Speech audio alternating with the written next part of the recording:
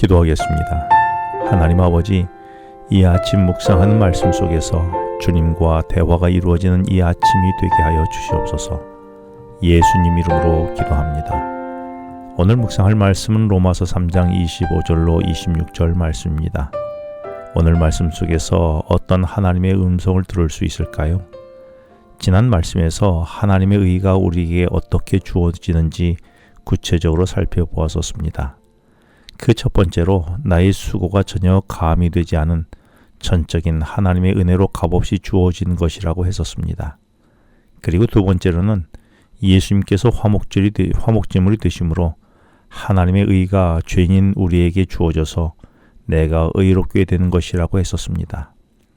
그래서 예수님의 화목제물로 의롭게 된 우리는 내가 좋아하는 사람들, 싫어하는 사람들 구별하지 않고 초청하여 함께 화목제물로 바쳐진 제물을 나눠 먹는 잔치로 살아야 한다고 했었습니다. 이어지는 25절 말씀에서 이는 하나님께서 길이 참으시는 중에라고 말씀하셨는데, 우리가 의롭게 되는 세 번째 구체적인 내용은 하나님이 길이 참으심으로 하나님의 의가 주어진다는 것입니다. 참는다는 말과 고통은 같은 의미입니다. 부모가 탕자처럼 살아가는 자녀에 대하여 참는 것은 피를 말리는 고통이지요. 우리가 인내하지 못하고 종종 벌컥 화를 내는 이유는 성격이 급해서라기보다도 상대방을 사랑하지 않기 때문입니다. 왜냐하면 자신이 사랑하지 않는 사람 때문에 고통받으며 참고 싶지 않은 것입니다. 그러나 하나님께서 나를 향해 오랫동안 참으시는 고통을 감내하심은 그만큼 나를 사랑하시기 때문입니다. 이렇게 하여서라도 주님은 하나님의 의를 내게 허락하여 나로 하여금 하나님을 바라보게 하는 것입니다. 내가 고통스럽게 가장 많이 참은 대상은 누구입니까? 그 참은 만큼 내가 그를 사랑한다는 증거이겠지요. 하나님은 나를 향해 얼마나 참으셨을까요? 내가 반복해서 짓고 있는 죄는 무엇입니까? 그래서 그 문제에 대해서도 주님은 나를 의롭게 하시기 위하여 길이 참고 계심을 나는 알고 있습니까?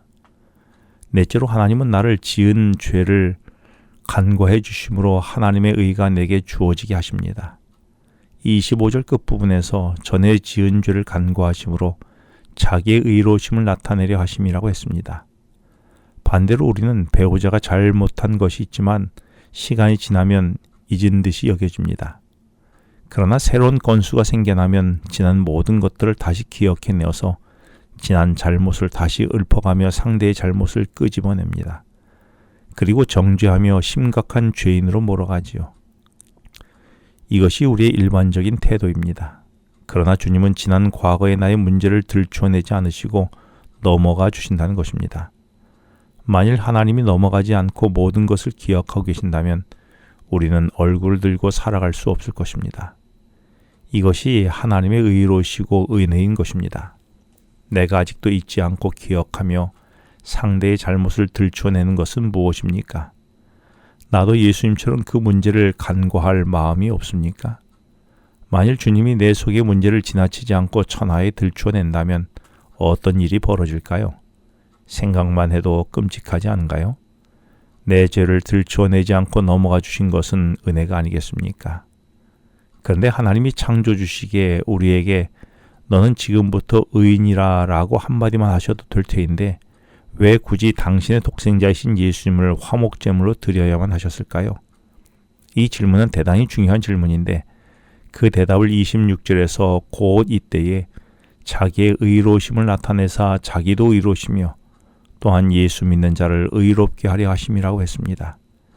여기서 곧 이때라는 말은 하나님이 화목제물로 삼으시고 길이 참으시고 인간의 죄를 간과하시는 모든 때를 말합니다.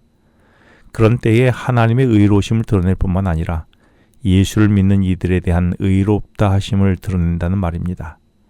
이 말은 누군가 살인을 저지르면 당연히 법에 의해 재판을 받고 규정에 따라 벌을 받아야 합니다. 그런데 그를 재판한 판사가 그를 좋아한다고 이유 없이 그에게 무죄를 선고한다면 그 판사는 불의한 판사가 될 것입니다.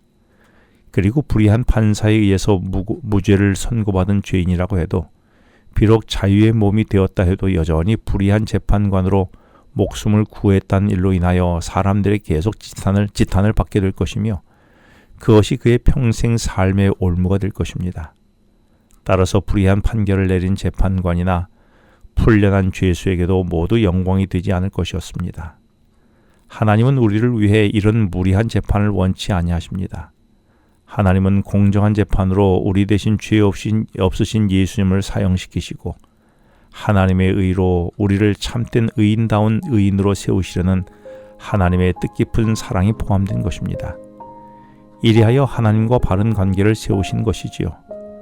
그런데 중요한 것은 누가복음 15장에서 나오지만 집 나간 아들에 대한 아버지의 사랑은 변한 것이 없었습니다. 하지만 언제나 집 나간 아들의 태도가 문제였지요. 훗날 집 나간 아들이 돌아오기로 마음먹고 돌아왔을 때에 변함없이 주시는 아버지의 사랑을 다시 누리게 되었습니다. 계시록 3장 20절에서도 말씀하십니다. 내가 문을 열면 주님이 내게 들어와 관계가 회복되어 함께 먹겠다고 말씀하십니다. 이제 내가 할 일은 나에게 은혜 베풀기 원하시는 주님께 내 마음의 문을 열고 돌아가는 것이 아닐까요? 기도하겠습니다. 하나님 아버지, 제게 다함없는 은혜를 베푸시기 원하시는 주님께 제 마음을 열고 그 은혜를 누리게 하여 주시옵소서. 예수님 이름으로 기도합니다. 지금은 개인 기도 시간입니다. 오늘 주신 말씀을 묵상하면서 주어진 기도 제목과 개인 기도 제목을 놓고 기도하시겠습니다.